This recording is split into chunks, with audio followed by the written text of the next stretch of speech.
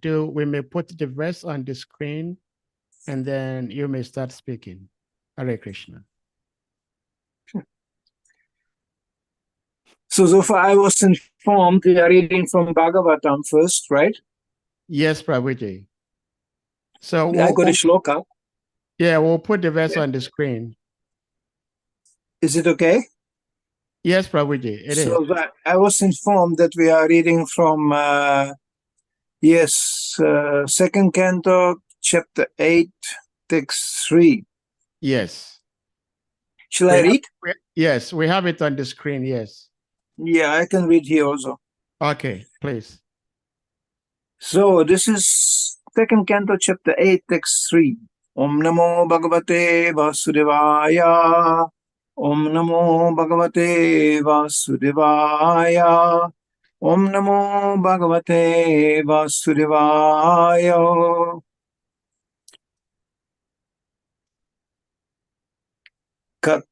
Kathayasva Mahabhaga Yatham Akilatmani Krishne Niveshya Nisangam Manastyakshe Kalevaram.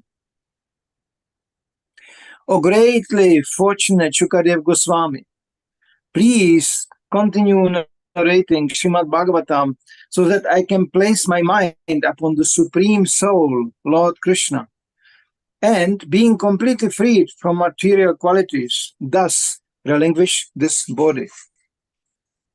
Purport by Srila Prabhupada. To be fully engaged in hearing the transcendental narration described in the text of Srimad Bhagavatam means constantly associate with the Supreme Soul, Sri Krishna. And to constantly associate with the Supreme Lord Krishna means to be liberated from the qualities of matter. Lord Krishna is like the sun, and material contamination is like darkness. As the presence of the sun dissipates darkness, constant engagement in association of the Lord Sri Krishna frees one from the contamination of the material qualities. Contamination by the material qualities is the cause of repeated birth and death, and liberation from material qualities is transcendence. Maharaj Parikshit was now a realized soul by this secret of liberation. So the grace of Shukadev Goswami, for the later had informed the king that the highest perfection of life is to be in remembrance of Narayan at the end of life. Maharaj Parikshit was destined to give up his body at the end of the 7 days, and thus he decided to continue remembering the Lord by his association with the topics of Srimad Bhagavatam, and thus to quit his body in full consciousness of the presence of Lord Sri Krishna, the Supreme Soul. The hearing of Srimad Bhagavatam performed by professional men is different from the transcendental hearing of Maharaj Parikshit. Maharaj Parikshit was a soul realized in the absolute truth, Sri Krishna, the personality of Godhead. The fruitive materialist is not a realized soul. He wants to derive some material benefit from his so-called hearing of Srimad Bhagavatam. Undoubtedly, such an audience hearing Srimad Bhagavatam from the professional man can derive some material benefit as they desire. But that does not mean that such a pretense of hearing Srimad Bhagavatam for a week is as good as the hearing of Maharaj Parikshit. It is the duty of the sane to hear Srimad Bhagavatam from a self-realized soul and not to be duped by professional men. One should continue such hearing till an end of one's life so that one can actually have a transcendental association of the Lord and thus be liberated simply by hearing Srimad Bhagavatam. Maharaj Parikshit had already given up all his connections with his kingdom and family, the most attractive features of materialism. But still he was conscious of his material body. He wanted to be free of such bondage also by the constant association of the Lord. Namam Vishnu Padaya Krishna Prastaya Bhutale Srimate Bhaktivedanta Swami Tinamine Namaste Saraswati Devam Gauravani Pracharane Nirvishesha Shunyavadi Pushkati Desatarane. O greatly fortunate Shukadev Goswami, please continue narrating Srimad Bhagavatam so that I can place my mind upon the Supreme Soul, Lord Krishna, and, being completely free from material qualities, thus relinquish this body. So this shloka, of course, is addressing the most crucial and essential time of life, and that's when we are going to leave this body. And that we are going to do for sure. As one of my godbrothers said, recently I heard, he said, for 40 years I was preaching, we are all going to die. But now I start to understand that. Because it's unfortunate, but actually the real realization of the fact that we have to leave this body comes at the stage when it's coming close. Unfortunately, the conditioned soul cannot see, really understand things unless they are very close or we already experience them. So that's actually the meaning of old age. One is expected to understand that. That's one factor. But the other factor mentioned here is one needs a mercy of a pure devotee to be able to understand. It is actually not, as described here, it's not a matter of professionality or academic education. There are people who can speak about the scriptures the whole life, and they are very good. But still they don't understand. Just to remember something and repeat it, it's not actually, according to Vedic scriptures, the meaning of understanding. This is actually jnana. And jnana means knowledge, yes, it's information. But then comes vijnana, and that's actually realized knowledge. Like I may study books. I can take myself as an example, okay? I can study books about cooking. I can write even a cookbook. The only problem is I don't know how to cook. I'm speaking about myself now. Actually, I managed 3 restaurants in my life, but I don't know how to cook because I always had the best cooks. So instead of learning how to cook, I was worshiping the cooks. And that proved to be actually more productive. Yeah. I am a person who can burn even a tea. I'm hopeless. But I had such a wonderful cooks, so I could actually, run a restaurant. So it is not a question of academic knowledge. It's a not question of my professionality. It's a question of practice. And this was demonstrated to us by Srila Prabhupada, who was sometimes even criticized that he is too much practical, too much managerial. Management means money. Management means making decisions, making projects, planning, building. All this brings incredible challenges. So it is actually, considered by some people to be material. And in a material sense, it is. But Srila Prabhupada showed us that actually acting for Krishna is purely spiritual matter. The doer, the aim, the issue, the project, everything is spiritualized. And we have this wonderful book, Bhagavad Gita, which was mysteriously, actually, it's the only book so far I know, which is dealing with spirituality, which is spoken on a battlefield. Battlefield is usually not that kind of place. You discuss philosophy, you discuss strategies, you discuss politics, you discuss this. And this was also done, yeah, sure, Mahabharata, it's informing us every day, and new strategies were developed how to fight the opposing party.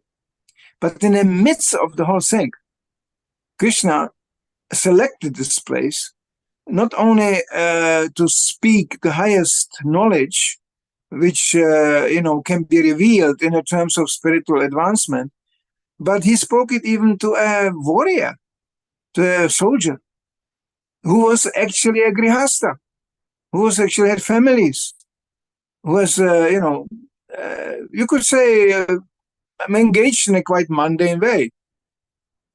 And the issue at hand, we know from the Bhagavad Gita in the beginning, was extremely dramatical. Arjuna realized that he is actually supposed to kill his relatives, his friends, his teachers, all these people he loved and respected that were standing on the other side. We cannot even imagine what how difficult that was. You know, we never faced such a situation, and it's terrifying just to think about this, what he had to go through. There's even a moment Arjuna is arguing with Krishna. You ask me to kill all these people who are so dear to me. I mean, you are also doing killing. I know that. You are pretty good at it. But you are just killing your enemies. But I have to kill my friends. So this is incredible. And of course, Krishna is smiling. And then piece by piece, gradually, he is explaining to Arjuna that this is not about actually killing. This is about cleaning up. And this is about, after we tried all the means, peaceful means, to establish religiosity, justice, morality, all these things which are there when Krishna conscious society prevails, after we failed actually to establish them, though peacefully, well, the last means, this is described in the scriptures also, is argumentum ad baculum. That means you have to hit somebody on the head with it. And this is actually the nature of this world. Prabhupada even didn't make any secret that the major shifts in a society in general were always done in a violent way, not in a peaceful way, in a violent way. This is the nature of this world, you know. So this is not advocating some violence. This is just, describing how this world works, actually. And all these outcries of peace and love and brotherhood, and we are all one and the same, and all this, in various forms, they are all fruitless. It will always come to polarization, always come to facing right against wrong, religious against irreligious, righteous against crooked, hypocrisy against virtue. This is always there. But ultimately it brings us to one point, as is mentioned in this shloka here, that we will all leave this battlefield. We have to go out. We will all have to move on. And as Krishna says, where will you direct your mind at the point of death, that's where will you go. This cannot happen spontaneously. This is to be trained. And Prabhupada said, everything can be achieved by training. Training means sadhana bhakti. And sadhana bhakti means, Prabhupada described beautifully, he said, it's a pushing the car if it doesn't drive. Pushing. But what is the goal of the pushing? That the car starts and drive on its own. Sometimes surrender is defined in a fashion of passivity. Oh, he doesn't object anymore. He's following the command. That means actually he surrendered now. That is not always true. You may follow the command under the pressure. You may surrender under pressure. But the ultimate surrender is that you walk, in other words, you drive on your own, voluntarily, on the basis of your own decision. This kind of devotees Prabhupada envisioned, and this kind of followers he wanted to have. Therefore, so many times he asked us, do you understand what I'm talking about? And of course, we always going, yeah, we understand. He knew we are not understanding really. So he repeated over and over again to train us to face opposition. Because he knew we will be opposed, we will be challenged. We have to defend our Krishna consciousness. We have to stand for our Krishna consciousness. And we have to advocate and defend Krishna's words against the words of the atheists and against opposition. And the more purely you preach, the more opposition you will find. Bhaktisiddhanta Maharaj, they wanted to kill him. Prabhupada faced so much opposition, so many obstacles from all sides. I don't want to go now in detail from all sides, But he was very often in a similar type of Kurukshetra situation. I don't want to go more in detail into that. It can become controversial, but Prabhupada had to face even opposition from inside. Not only from outside, from inside. There was already in his presence people coming with all kinds of ideas what Krishna consciousness could be or should be. And Prabhupada had to actually, stand his ground. So it is not like Prabhupada was the all-blessing, walking around, smiling Santa Claus. Sometimes he is depicted. No. Prabhupada was merciful. I mean, incredibly merciful and incredibly tolerant in times of weakness, disciples falling down, weakness, problems, this. Prabhupada was incredibly tolerant. But when somebody was coming with his own idea, obviously abusing or violating Krishna's words, then Prabhupada was uncompromising, absolutely resolute. So this is the mentality we inherited from him, and I think anybody who follows Prabhupada owes to Srila Prabhupada to know what is what, who is who, and what shall be done. Prabhupada was very clear. Can you imagine he is the most documented acharya in the history of Vaishnavism? You cannot go and see a video with Bhaktisiddhanta Maharaj or with Bhaktivinoda Thakur, what to speak of Rupa Goswami. No. We have testimonies, we have documentation, but Prabhupada, we can hear, we can see, we can study. He left all his books behind. We can study even his correspondence. It's a lifetime of study.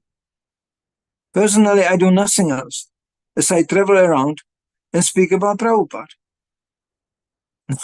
Somebody may say, why don't you talk more about Krishna? Or Radharani. Ooh. Well, that's another issue. Prabhupada didn't like that. But anyway, so why don't you talk only Prabhupada?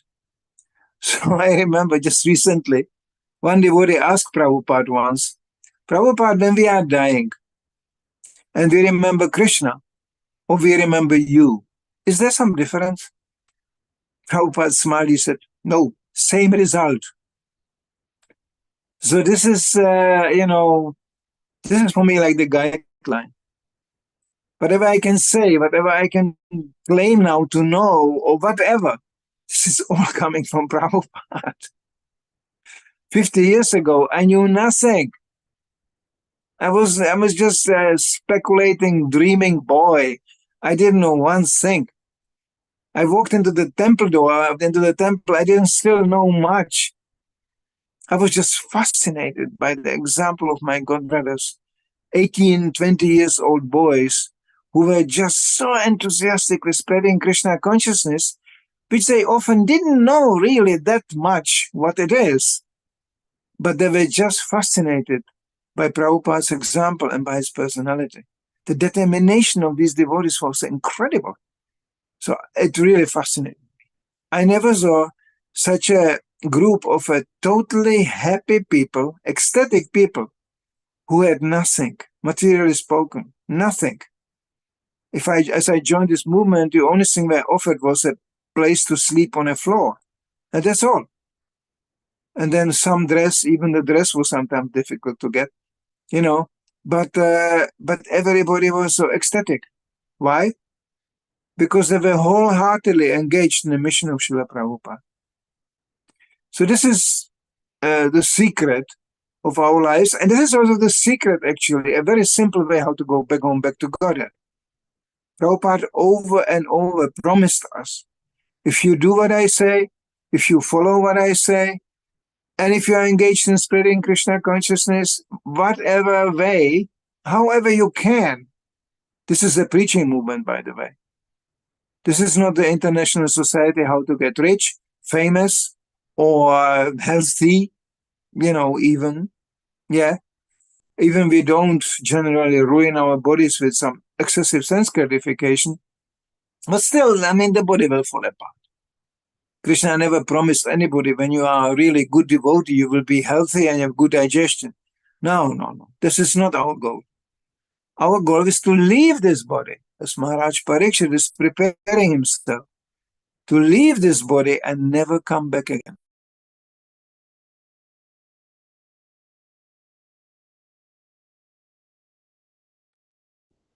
Means actually to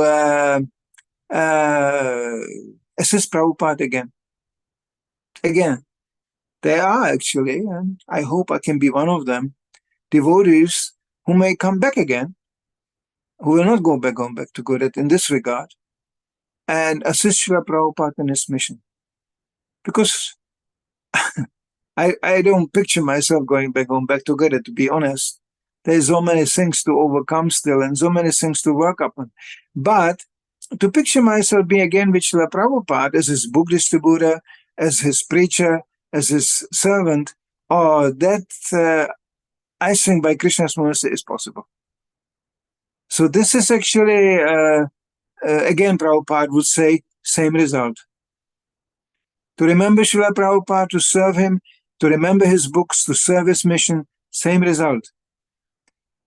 As Maharaj Parikshit says here, my goal is to always perceive 24 hours a day Krishna's presence in my heart, in the heart of others, and Krishna presence in all.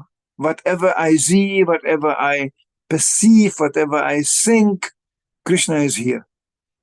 That's actually the Krishna consciousness. Some devotees, I know, there's the idea that we should renounce this world by negating it.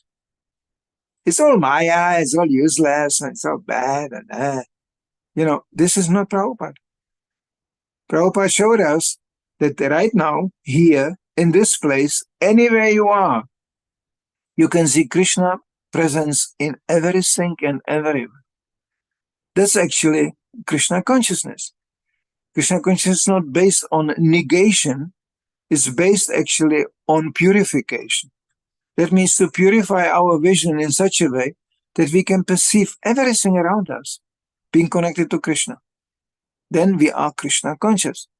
With that kind of consciousness, we can go back home, back to Godhead, or we can stay here and preach. It's the same result.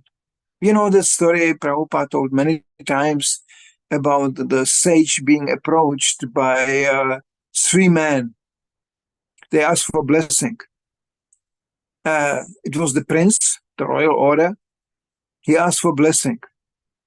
And the sage said, I give you a blessing. You may live forever. You know why? Because when you die, you will go to hell. Because you enjoyed so much, you are such a hedonist that guarantee by the end of your life, you will have to go to hell. So may live forever. And then a butcher came.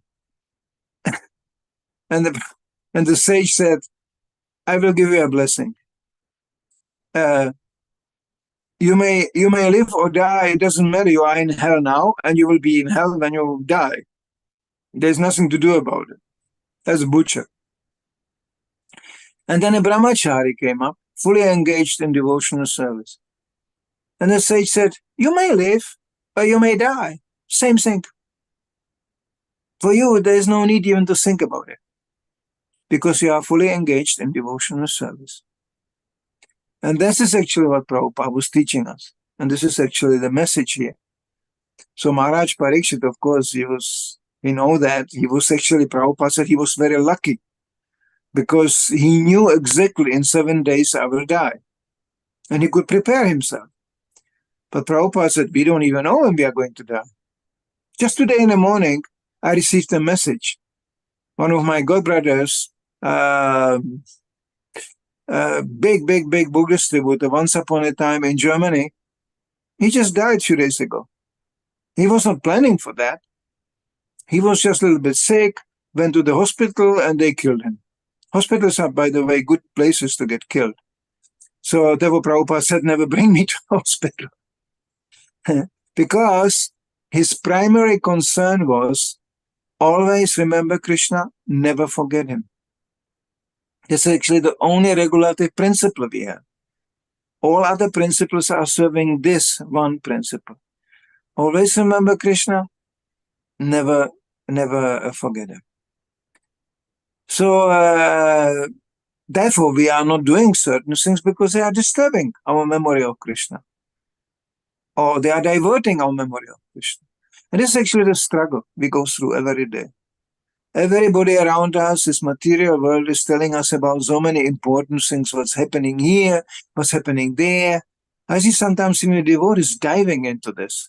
This conspiration, this thing, that politics, that thing, that national identity and that national identity, this body and that body, man body, woman body, color of the body, all this kind of nonsensical things which have nothing to do with Krishna consciousness. No, we are scientific. Scientific means that we know that we have the body. And definitely bodies are different. They act in a different way. But we share the same destiny. As Bhagavatam states here, we are all contaminated by the modes of material nature. In various ways, I could give you a little light because I travel a lot, how in different countries people have different bodies. And they will predominantly act. Even Prabhupada said in every country you will find 4 classes of men, basically. There is some sort of, thinker, or I don't know if you can call it intellectual, but some thinker who will be like the mastermind of that particular society, some pseudo-Brahmana. He's not the Brahmana, but pseudo. And there will be somebody who is more into management, administration, organization, finally culminating in military power, protection, that class of people will be there too. And then you have a class of people which is dominant in today's society, and that's the people with a big belly, Vaishya. There's a kind of, but they are not Vaishya, they are Vaishya type. But the money, where's the money? Money. Wherever you look, the problem is, where's the money? Oh, I have the money. I'm a big man. I have the money. So this is actually, and the rest, the majority, is just simple people who just want to have a simple, very basic sense gratification. They are sometimes like children. And the mercantile, the business class of people, they are selling them all kinds of garbage and useless things, toys. Actually, it's like a children toy place. Buy this, and I don't want to go in detail now and waste the time, but I mean, so much nonsensical toys and dangerous too, useless, poisonous toys are sold to the innocent people who think this is progress. This is a progress. Now we have to advance. We have to buy more toys and get more entangled. I was to say, even the quality of these toys is getting worse and worse. I know this in my lifetime. Cars are worse, tools are worse. It's all lower and lower quality. Junk. Sold to people by any means, by means of advertisement. Cheating people like this. This is all over the place. Wherever you go, it's the same thing. So, devotees, we have nothing to do with this. Prabhupada warned us, don't be political. Don't take part in some, he said, there's nothing to do with this. I can quote you letters. He writes, it's a beautiful letter from Caracas. He writes, this is not our business. We are spiritual movement. Our business is only just to focus on Krishna. This is our business. And the political things and this, they will change. They will have their own karmic course of, nature. It will just happen. Sometimes this one is prominent, another in this party. Whatever party, if we speak about politics, has the same program. Eating, sleeping, mating, and defending. In a communistic way, capitalistic way, democratic way, fascistic way, whatever it is, but the program is the same. Bodily program. How to make the body better and more comfortable. And the result, they're all dying. The body is ultimately finished. And again, another generations of fools are coming up and discussing how to make the body better and better and better. The secret is, when you become Krishna conscious, then you automatically improve the environment around you. You automatically achieve all these things they sometimes talk about. Why? Because you realize it's all Krishna's property. It's all about Krishna and his property. And when you treat Krishna's property respectfully, just imagine you realize that Krishna is in the heart of every living being. Well, you will see the living being a little bit differently. You want to kill somebody? Oh, Krishna is in his heart. You think he will agree? Oh, then you are more careful. Krishna is present. So as Bhaktisiddhanta Maharaj pointed out, there is only one problem: forgetfulness of Krishna and lack of Krishna consciousness. There's no other problem. So this is what Prabhupada, he went to the root of the whole problem. Not to this temporary manifestation of this problem and that problem, but he went to the root of the whole thing, the basis of the whole thing. And that's actually what we are addressing in Krishna consciousness. And here we have Maharaj Parikshit, after being a successful king, after doing his duties as a grihastha, family, everything. Well, finally, he is sitting, in the forest and getting ready for the death. We are all going to end up like this.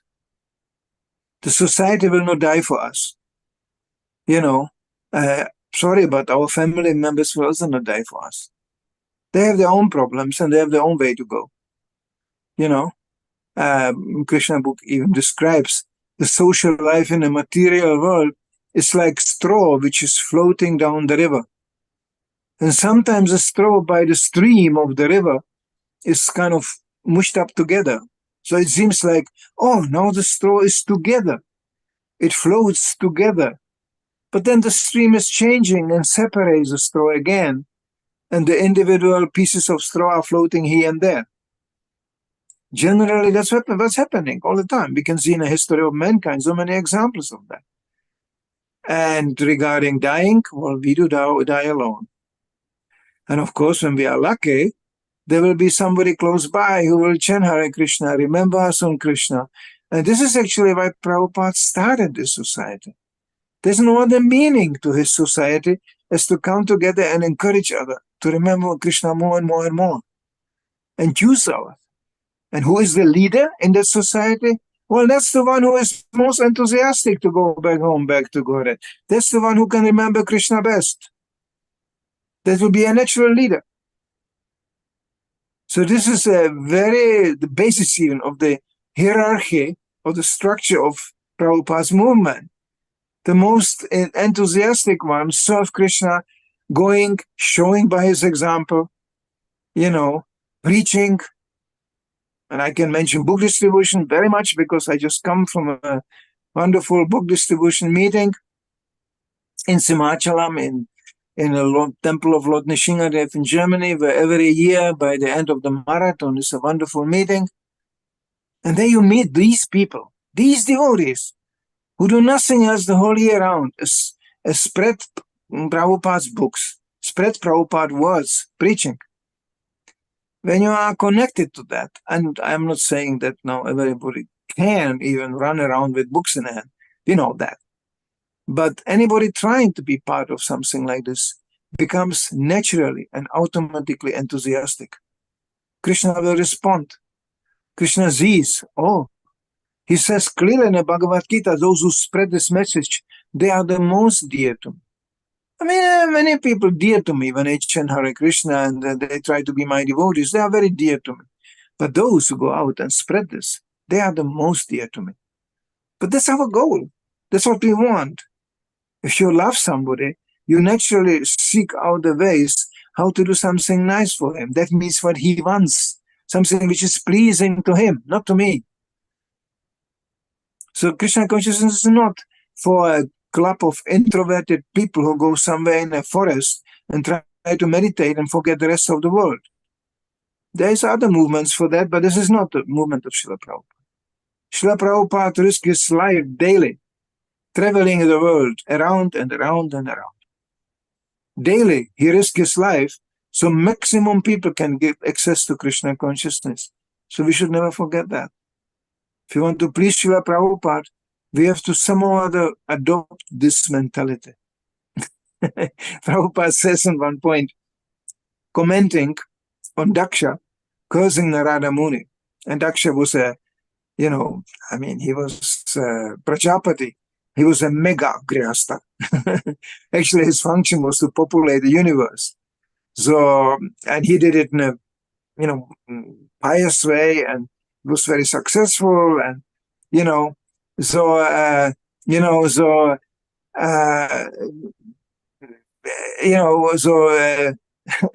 and Narada Muni did something horrible. He was preaching to his sons. They all became sannyasis and left.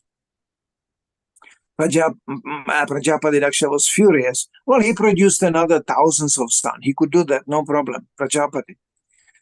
And then again Narada Muni came and preached to them, and they left too. So then Prajapati Daksha was so furious. He said, I will curse you. I curse you to be never able to stay anywhere more like 3 days. Prajapati Daksha said, this is a horrible curse. Because he couldn't picture himself to leave his house and he leave his palaces and whatever. And Narada Muni was in ecstasy. He said, oh, thank you very much. That's what I'm planning to do. Great, great. Thank you, thank you. Lord Chaitanya was cursed in a similar way. And Brahmana cursed him. You will never be able to enjoy material. And Lord Chaitanya was in ecstasy. So he took it as a blessing. So Narada Muni also took it as a blessing. And Prabhupada comments, he comments, and I got cursed too by parents of my devotees. How can you dare to steal my son like this? Like if they would own the children, okay? This is ridiculous. But Prabhupada got cursed, by the parents of the devotees. And Prabhupada said, therefore I can never stay anywhere either. Prabhupada was offered residences, big temples. He constructed big temples. And Prabhupada was moving on and on and on. And then Prabhupada said something more forward. He said, and I transfer this curse to my disciples. Actually, whoever really follows me, he will have a hard time to stay anywhere either. Now, towards the end of my life, I'm experiencing this curse too. I tell you one secret. I'm a really blissful man. I don't have a fixed place of residence. I don't have any designation. I don't even know how would I would define myself. I just travel around and chant Srila Prabhupada's glories. It makes me to a very happy man. I don't know what I will do even this year, where I will end up. I never pictured myself to sit in front of some phone and speak to Africa. I mean, oh boy, I was actually invited a few times to Africa. I was thinking, oh, this is so far. And what do I know about Africa? How can I function in Africa, It's totally, for me, it's like traveling to another planet. But what do I know? I don't know. I don't know where I will be tomorrow. I go there where devotees invite me and I sit there and chant Prabhupada's glories. It's a wonderful life, I tell you. But I understand not everybody can do that. I am in a portion of my life where this is possible. My life was also different. My life was from brahmachari over grihastha, temple president, all these things. I mean, there was times I couldn't do that, for sure not. But if somebody is getting old and doesn't know what to do, I can tell you this is a blissful way to get old and die. You just travel around and chant Prabhupada's glories, propagate his books, and maybe you can go out and distribute food. That's great. And you will become a very ecstatic old man. So this is what I can recommend for the old ones. And for the young ones, do the same. I spent all the time I could become a very productive young man on the street distributing Prabhupada's books. Some may say, oh, you wasted your life. Come on. There is no financial security long-term in this. There is no name and fame and glory in this in an ultimate sense. So you missed the point. No, I didn't. It is only because of that service I consider myself being able to sit today here and talk to you. Without that training, being this 15 years very actively on the street every day, I couldn't sit today here. I know that. But this is just my story. We are coming from different ranges nowadays. There are devotees nowadays coming from, materially established positions, which was actually not. I never experienced anybody joining like this when I, in 1972, joined this movement. We were all hopeless people with nothing, just children from the street, lost, confused. So for us, it was simple. We just had nothing. Sometimes I remember devotees speaking at the Vyasa Puja to Prabhupada. Prabhupada, I have nothing to give you. I mean, I have nothing. Well, at least I can give you my body, my mind, and my heart. That's the only thing I have. I don't have anything else. Prabhupada was very happy because he knew we are giving whatever we have. We don't have anything else. When you do that, you become a very happy man. I was taught when I joined this movement, there was a beautiful thing I never forgot. Krishna doesn't see really what you are giving, because after all, what can you give? But he sees what you are hiding.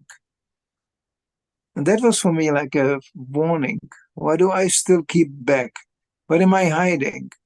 What I keep in reserve just in case Krishna doesn't work? These things, conditioned souls have this kind of reserves, always in the back, keep the reserve. And actually they don't understand. This is like the brake, which is braking my car, braking me to go back home, back to God. Attachment, yes. And Krishna so scientifically and wonderfully can address the attachment of the devotee when you become dear to him. Some devotees are thinking, how will I get rid of my attachment? Don't worry. Just keep on chanting. Just keep on being engaged in any devotional service you can be, and Krishna will take care of it. You know how? Or it will break down. Whatever you hope still to be or have, materially spoken, Krishna will take it away from you.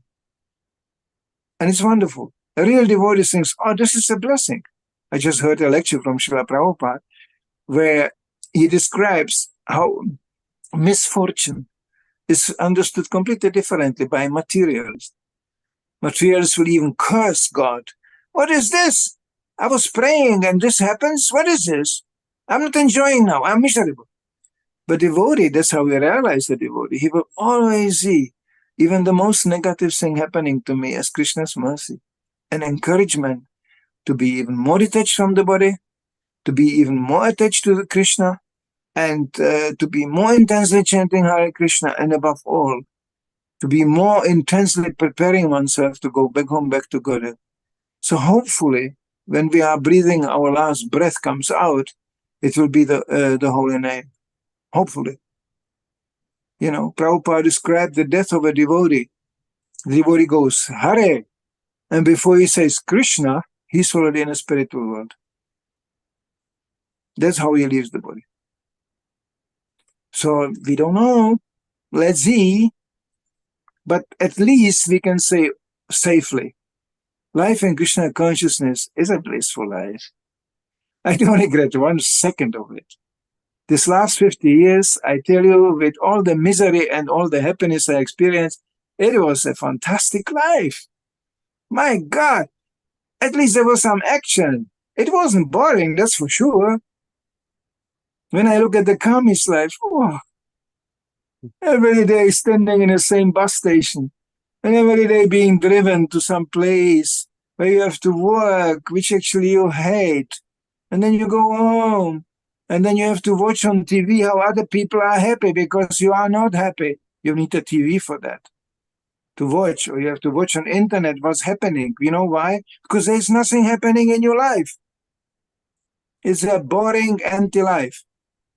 Waiting, eating, sleeping, some sex. We don't want to go into this. That can be also very boring. Anyway, and then you die. That's it. Oh, this is really boring. In Krishna consciousness, wow. Wonderful. I had a great ride, I tell you. Sometimes devotees, they tell me, why don't you write a book or biography? And I said, no, I cannot. This will be a whole library. I have no time, and I have no time for this. But it will be a whole library, I know. So, if you want to have some fun in life, please become Krishna conscious. Otherwise, life is pretty boring. So that would be it, what I would like to say today. And this shloka is very clear. Maharaj Parikshit is saying very clear. Let me fix my mind entirely on the lotus feet of the Supreme Lord and die. This is the goal of our lives. There's some questions or points to this? Hare Krishna. Thank you so much, Prabhuji. Well, I am nobody personally sitting here. I'm nobody to pray for you or to wish you well, because I need such from you instead. But if I may have to say something, I am humbly praying to Jagat Guru Srila Prabhupada to keep you in our association for as long as possible, so you can, at least from time to time, bless us with this type of Srila Prabhupada Krishna Katha. Thank you so much for speaking to Thank us. you. And thank you very much for speaking to us the way you did.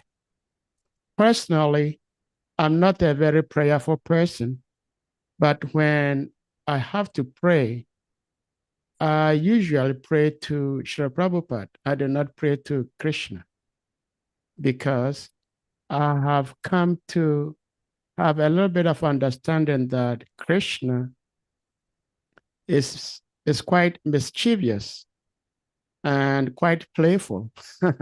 And sometimes what I consider to be serious might not be serious to him at all. But Srila Prabhupada is so merciful that he is very tolerant. And therefore, I pray to him from time to time, and I can testify that he's been listening to my prayers more than I can ever imagine. So thank you so much for sharing with us the importance of trying to serve Srila Prabhupada. Dear devotees, if anyone may have questions, comments, realizations, please, you may do so by using the hand emoji or your physical hand, or just unmute and go ahead and speak, please.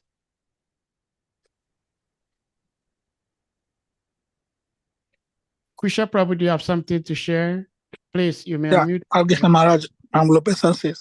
Hare Krishna. My question is on the issue of Prabhupada did not wish about those that say this world is not real. The world is real. We are here. We should make use of the word and preach. Then what about our philosophy that says also we should also renounce, practice renunciation? What the term is, the non-devotees accumulating wealth, enjoying Krishna's energies, but devotees are preaching total material renunciation. How do we understand this from your explanation?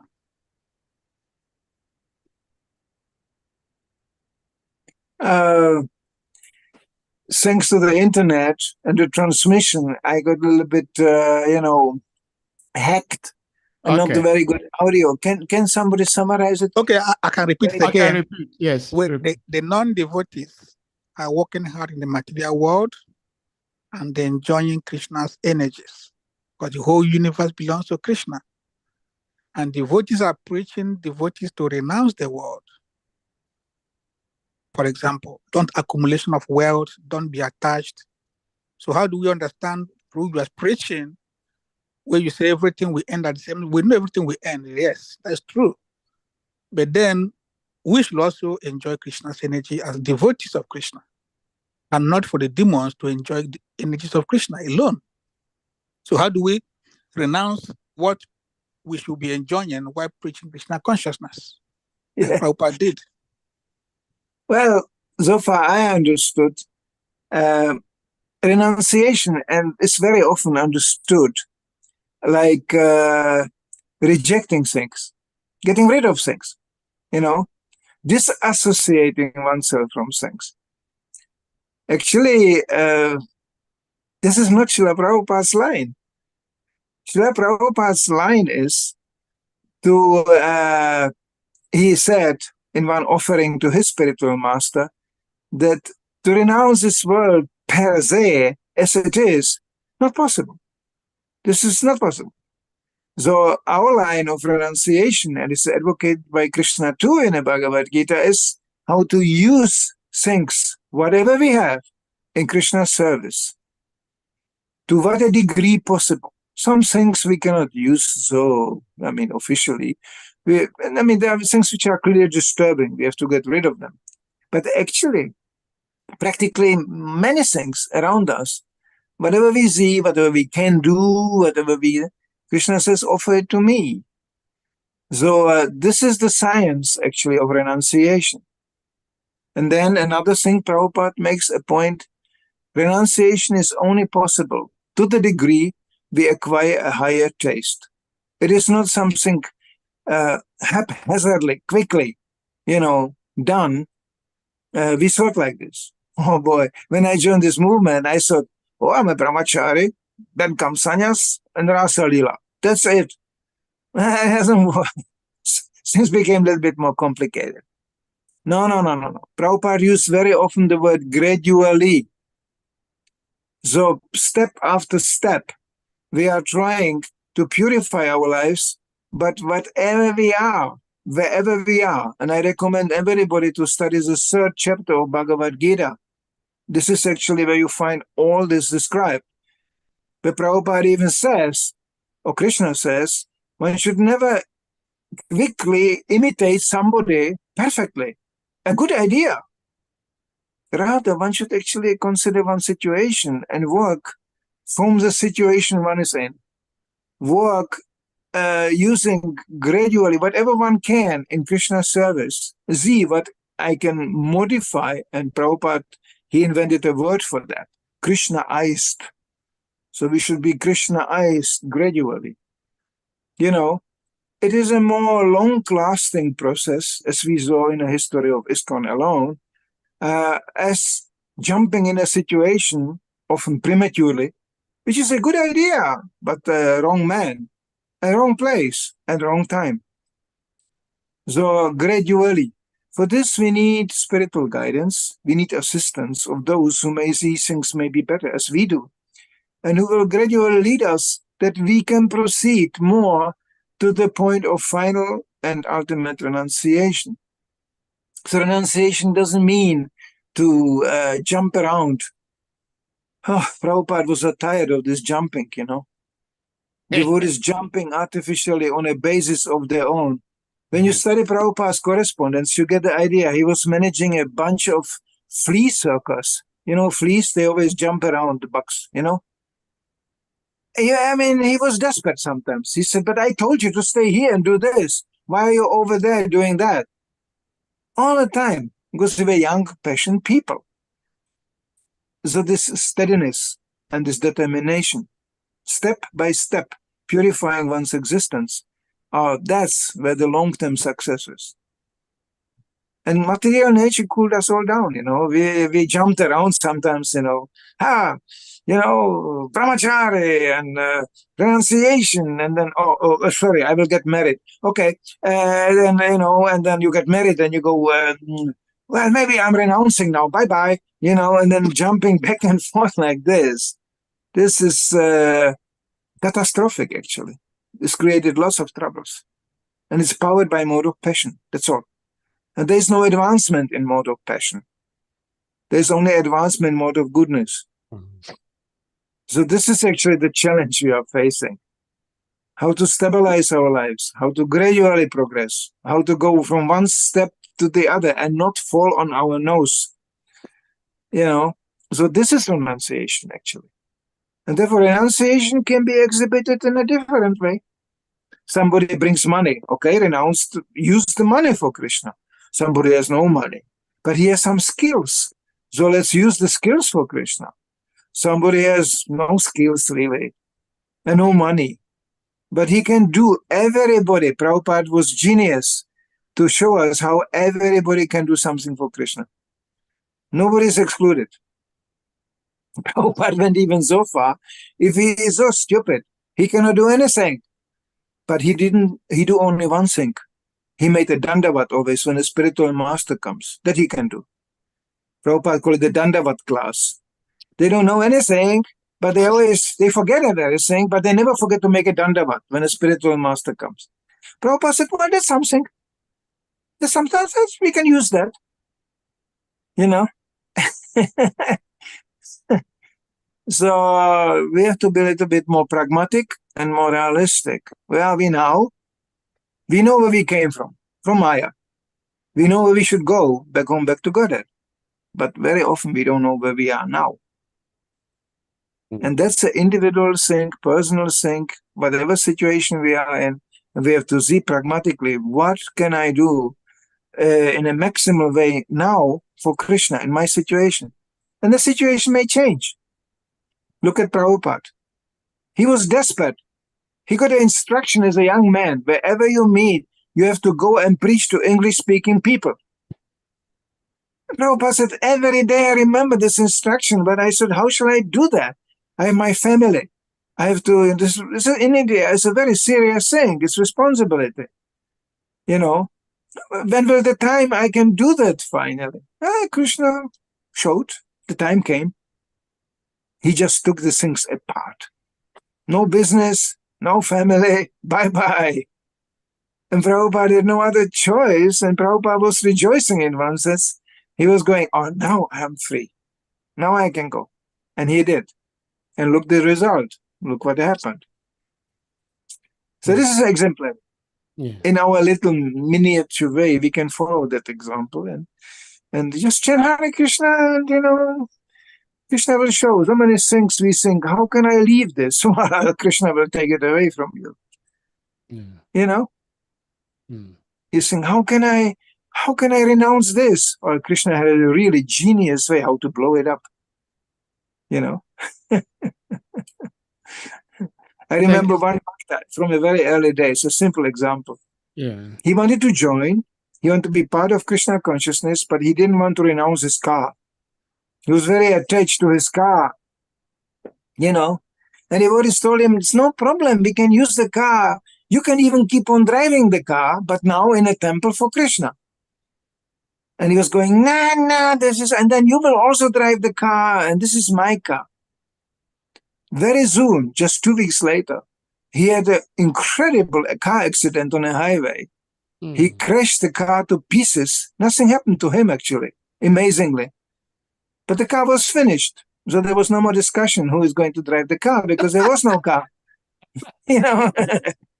And we were all laughing. We were going, well, it could have been a good car for the temple. Well, at least he is free of that attachment.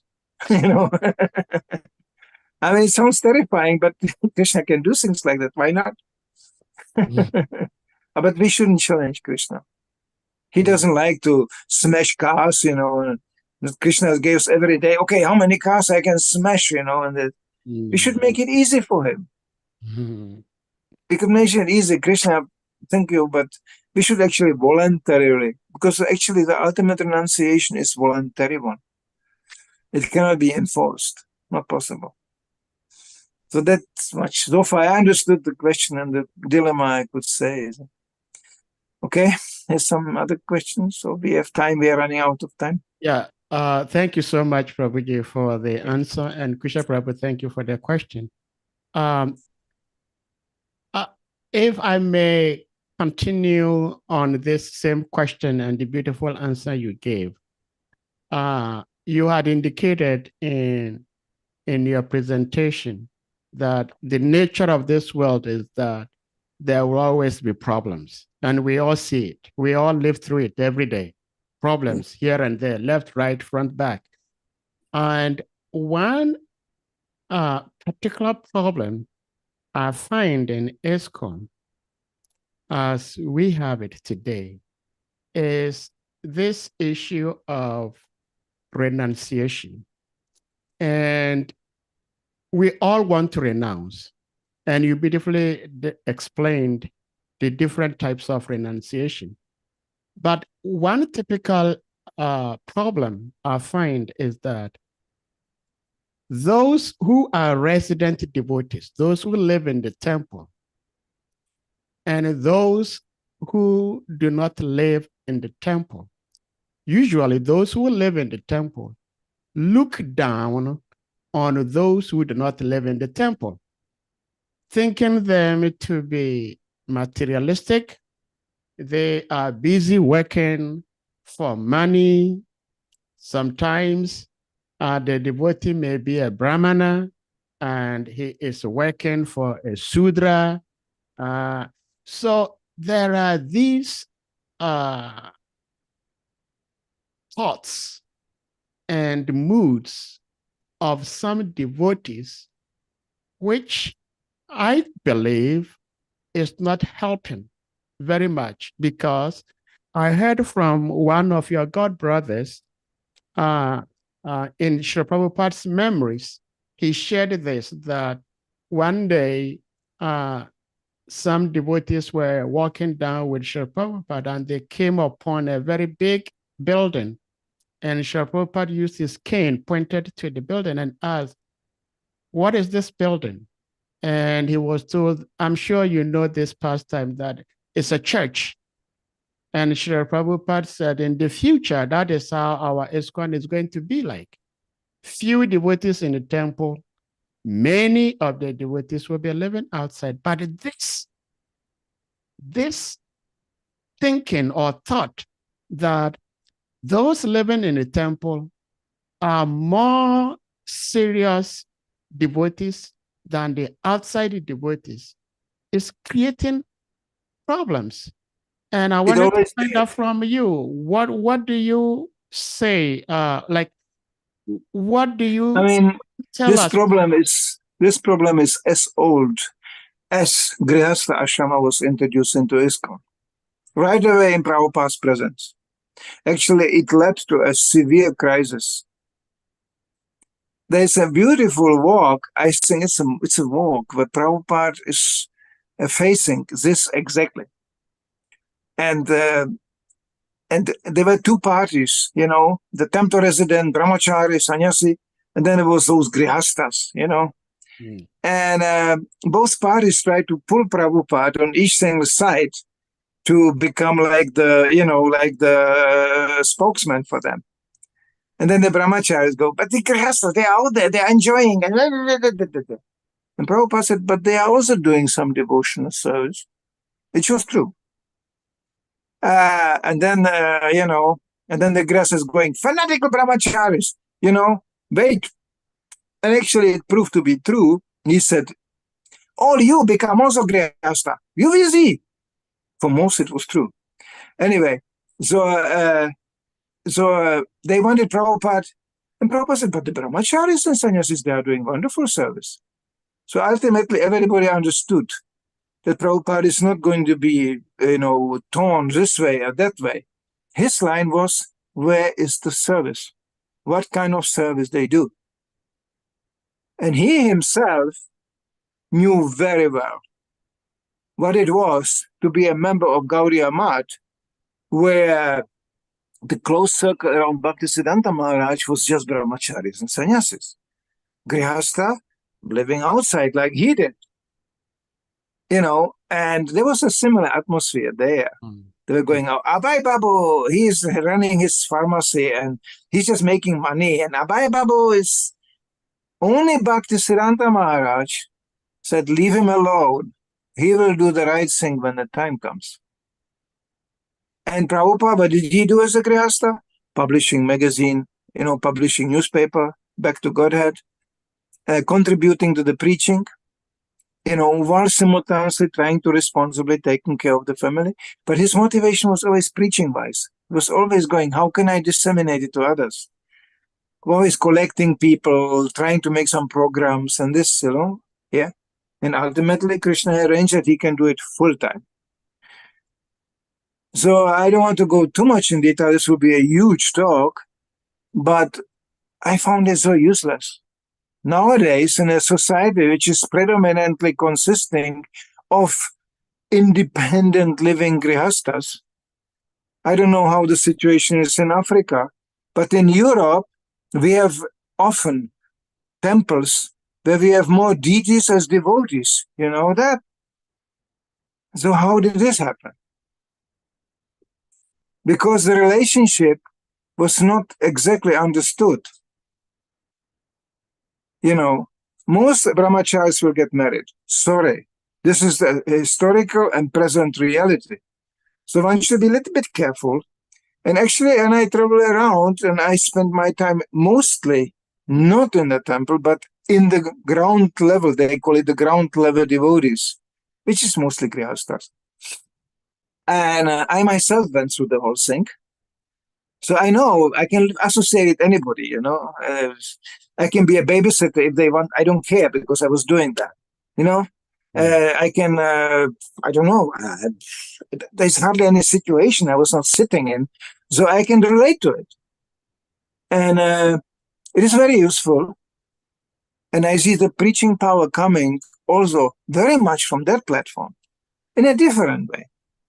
We have, I give you an example. I'm born in Czech Republic, and Czech Republic, we are more known like the restaurant movement, because the devotees running so many restaurant prasaram operations, and it creates an extremely favorable atmosphere. Devotees are have a very positive, they are viewed very positively in a society. And even Sankirtan devotees, when they go on the street, people say, oh, you are from the Govinda's restaurant. Oh, yeah, that's very nice. And then they are inclined and buy a book. So it is actually coming together. And it is a fact that the temple residents, brahmachari, but to speak of sannyas, there will be not many in the long term, always. It was never like this to start with, you know that? You know how many devotees we were considered in Germany, where I joined, the most dangerous sect in Germany. Newspapers, we got a ferocious negative propaganda. Germans are really good at this. Watch out, the Hare Krishna is coming, they will steal your child, and, it was ferocious. And we ask on the people, people on the street, when Hare Krishna is so dangerous, how many members you think Hare Krishna movement has? There was not one person I met on the street who didn't say at least 50,000. You know how many we were on Sankirtan? We were 15 brahmacharis traveling around. And that was it. Distributing books. And people said, but you are everywhere.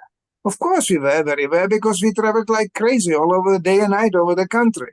It was the same guy, but they didn't know that. They wasn't, oh, I met you in this town and that town. It was the same guy. It was the same brahmachari. So, this just to give an example. So it was never like that. It looked like in Prabhupada times the temples were packed. But Prabhupada himself, as you mentioned, he predicted it's not going to stay like this. Because as a matter of fact, to live in a temple, one is expected to be a real devotee, a real on the standard. Prabhupada said, we want class, not mass. That means we want quality. No place for lazies and crazies. He gave these two categories, So, of course, and that limits the audience, certainly. We know that we have to be practical. But when the relationship, and I know places like this, between the brahmacharis and the grihastas is respectful, is respect on both sides. Grihastas respect brahmacharis because they are really full-time, giving whatever they have.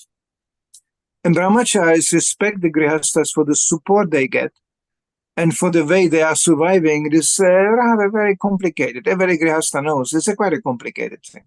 It's a very complicated ashram.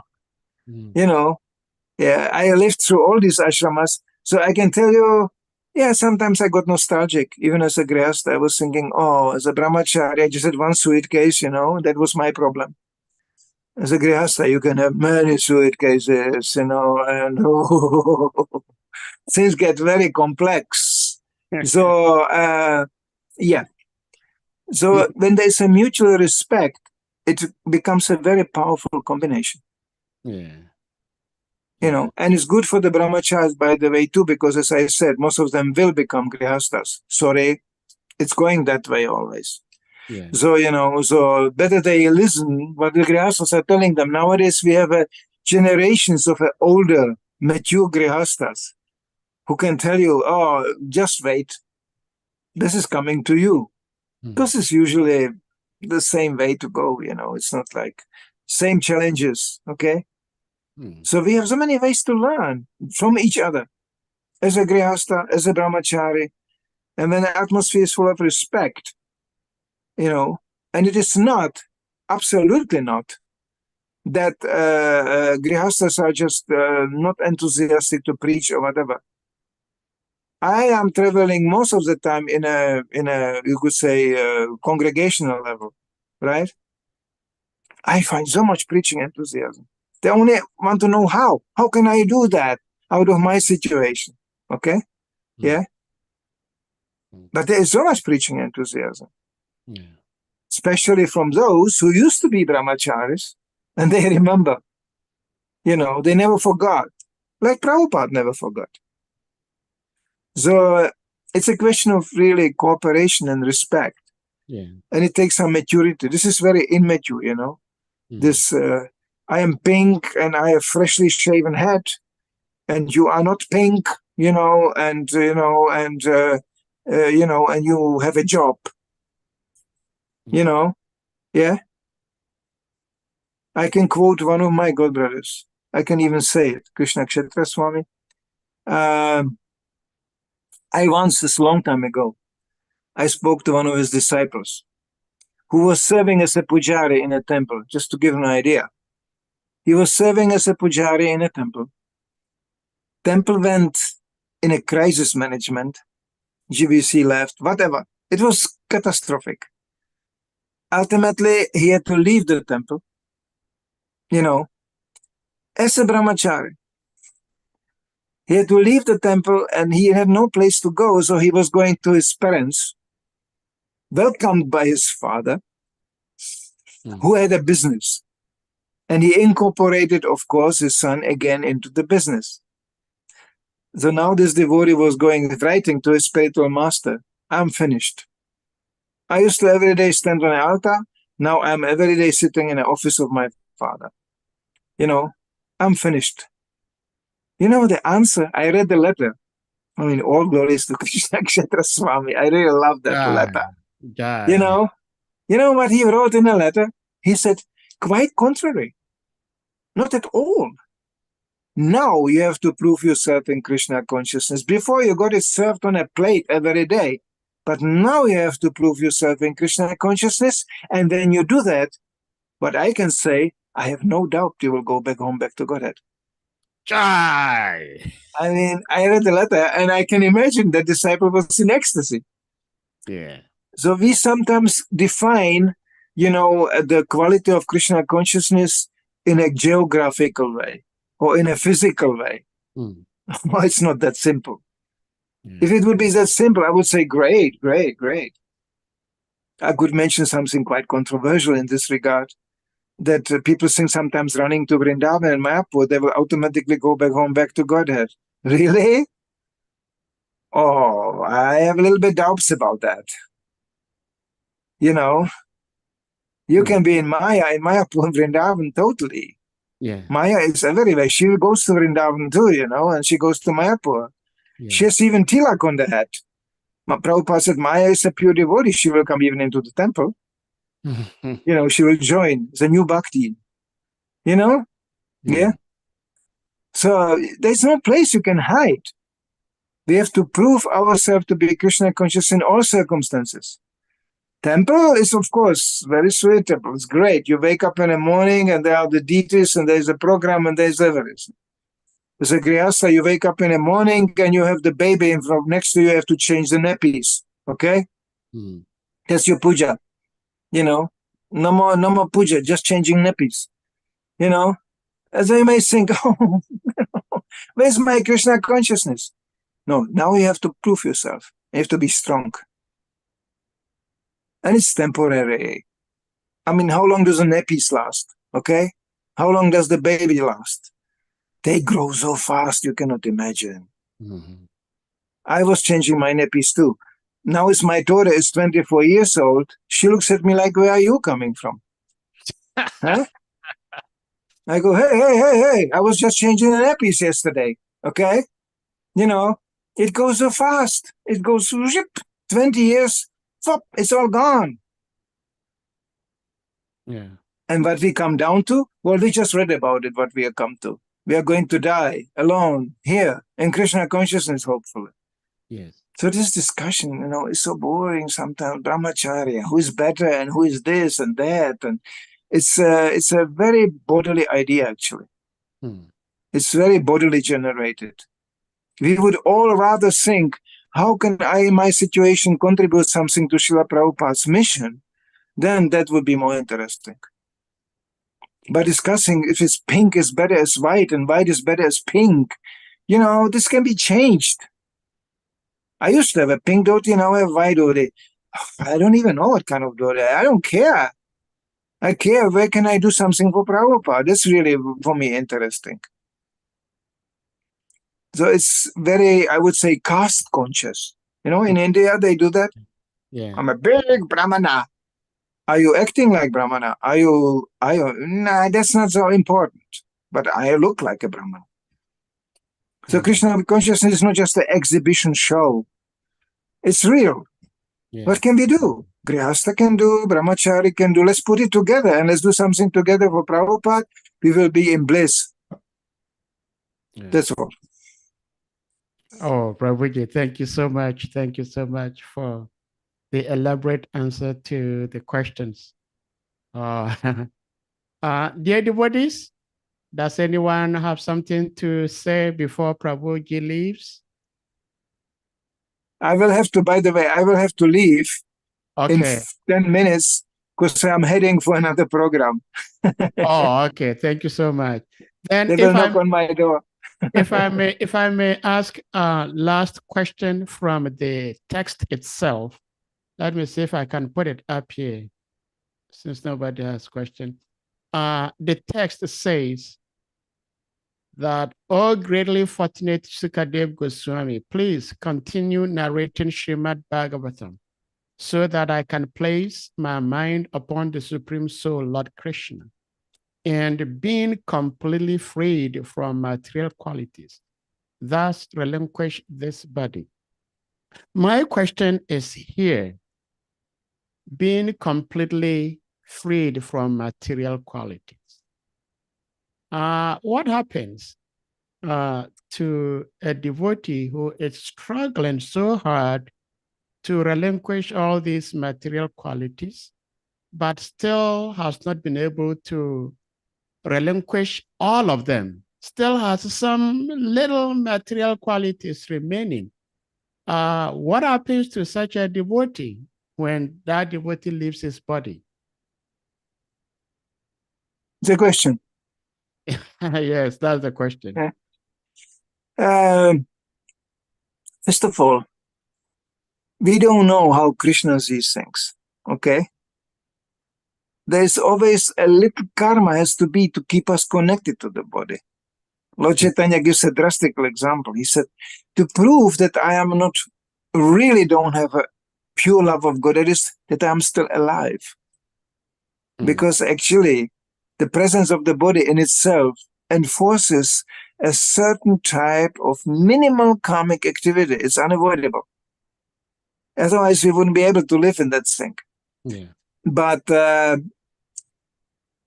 would say leave it up to Krishna.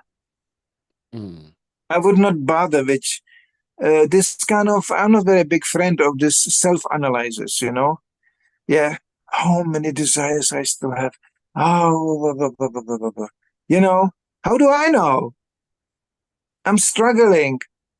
But what I saw personally, that in the last minute, Krishna can enter the mind of a sincere devotee and he will destroy whatever is left and devotee goes back home, back to Godhead. Yeah. Yeah. This, leave it up to him. Yeah. You know, now it's good when we think like this. That makes a devotee humble. You know, oh, I still have so many material desires and this. But we have to constructively work not to facilitate these desires. Yeah, not to give them any new ground to develop. That's one thing. And another thing is, you depend on Krishna's mercy finally. And I tell you, old age is really good for that. Yeah. You go, how can I minimize my sex life? Forget it. It doesn't work. Finished. How can I stop enjoying my body? What do you want to enjoy? The teeth are falling out. You know, you cannot even, you know, bend down. You know, what do you want to enjoy? It's so nice. Krishna is helping. You know, the body will fall apart in front of you. You can just watch it. You know? You know? So this is so evident. Yeah. So we have to just go on, chanting, you know, hearing Prabhupada and this, and then Krishna will take care of it. It will all fall apart anyway. You know? And if we are a little bit trained in Krishna consciousness, it becomes completely logical. It's a really common sense to leave the body, you know, because there's nothing to do with that old stinky box. You cannot do anything with that. It's useless. Now, of course, Maya is very strong.